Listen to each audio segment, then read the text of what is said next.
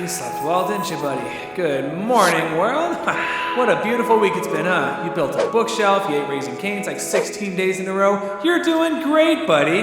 Man, how could this get any better? Boy, I sure hope I'm not struck with the sudden realization of the lack of content I've created. Let's check the internet. Oh no, my content! No, this is bad. Wait a minute, it's just the morning, right? So I should have all day to be able to work on this. This is fine. How is it already nighttime? Hey buddy, you gonna get on those videos or what? Father Time? I mean, sure, but I'm still good, right? I mean, it's not like the next Foo Fighters album comes out in less than a week.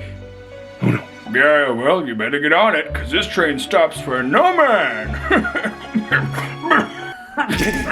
What am I gonna do? If I don't make these videos on time, then I won't get clicked on, and if I'm not clicked on, then I won't make money from these videos, and if I don't make money from these videos, then no more Raising Cane's! Not a sponsor. No, okay, this is fine, Nick, just think. Just take a second to think. What would Timmy Turner do? I got it! Father Time, I wish I had more time to make this video. What? I don't grant wishes. What do you think I am? Some sort of... And welcome back to another installment of Happy Foo Year, a retrospective looking back at every single recorded Foo Fighters album to help celebrate the band's 25th anniversary. My name is Nick, and I just purchased 50 acres of a potato field, so welcome to FarmTube. This is a farming channel now. For those of you not caught up with the non-farming centric series, Happy Foo Year, I'll be sure to link it up in the eye icon up here. But without further ado, let's get right into the video. So the year is 2017, and it looks like 21-year-old Nick is getting ready to hit the town with his 6-pack of hard cider. Let's just hope he doesn't drunkenly overplay and sing along to the song Finesse by Bruno Mars, even after several people politely ask him to stop ruining the party. The Foo Fighters are adjusting to the reality that the band is one leg short of a full frontman. Earlier in the year, when they were touring for their last album, Sonic Highways, Dave Grohl had broken his leg one night falling off stage in Sweden. Luckily for him and the rest of the band, he ended up okay, and thus they continued to tour with Dave taking the stage in his... throne?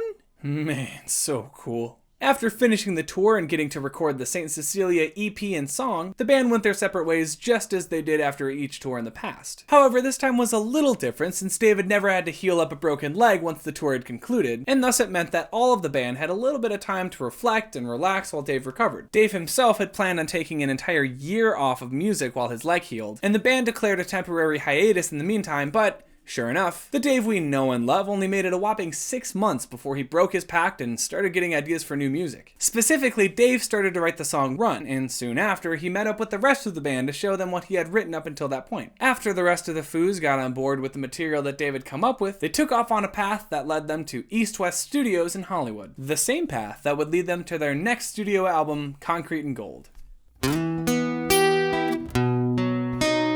Even prior to the Sonic Highways tour, the band had already planned on how they were going to record their next album. And honestly, they were on a pretty neat trajectory. With Wasting Light being recorded entirely on tape in a garage, and Sonic Highways being recorded all across the entire country, it almost felt like they had to one-up themselves by going even bigger than that. The original plan was to create a studio on the Hollywood Bowl Amphitheater stage in California and record an album live in front of a crowd of 20,000 people. However, the fact that the concept had already recently been put to practice by singer-songwriter PJ Harvey on her 2015 album, The Hope 6 Demolition Project, discouraged the band from doing it themselves. So in coming up with a new idea once David recovered, the approach was...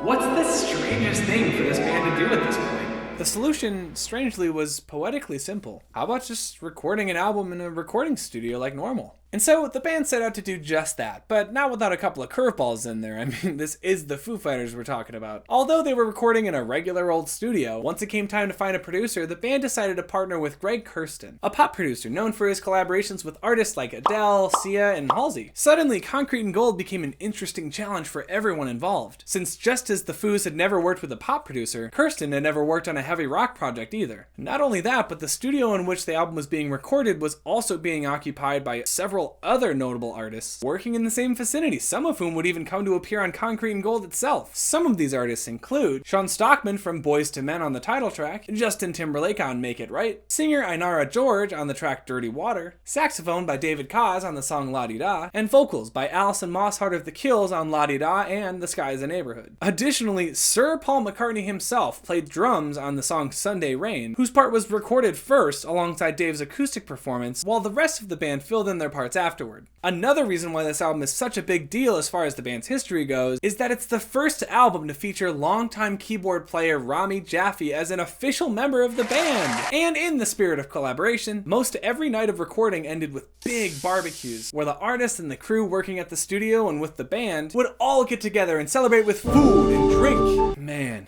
what that must have looked like. Maybe musical Valhalla? Anyway, did the spirit of collaboration end up translating into the final project as well?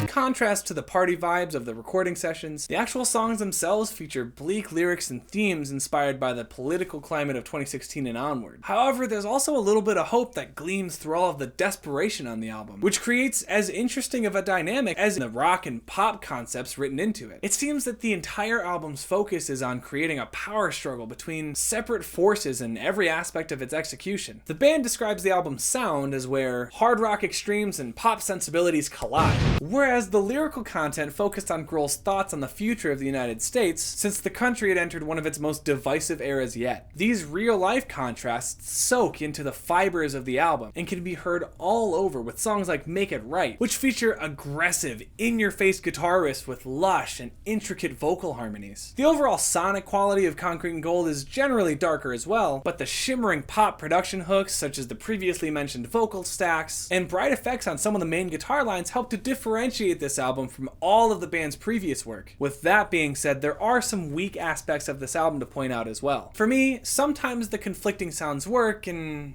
sometimes they don't. I listened to Run the other day and I don't know what it was, but I had such a hard time trying to distinguish different parts from one another. It all just sounded really muddy to me. There were so many guitars playing similar parts at once, and the album really shines when each instrument is given its own unique line to play. Like in songs like Dirty Water, which crescendos beautifully from a single and quiet acoustic guitar part to a choir of voices and guitars by the end. But speaking of quiet, some parts of this album are so obnoxious to listen to because the mixing seems so off sometimes. It's almost as if the band members were asked not to play softer, but instead at regular volumes, and then the mixing engineers would just turn it all the way down in post. This makes some of the dynamic contrasts sound way too dramatic, and for me personally, it just detracts from the overall listening experience. But that's just me. Do you like the contrasting sounds on this album? Or does it sound like the Foo Fighters are trying to do way too much at once? Let me know in the comments below what you think, and in the meantime, I'm gonna try watching Bleach. Yeah, you know what? I'm an anime fan and I haven't seen a single one of the big three.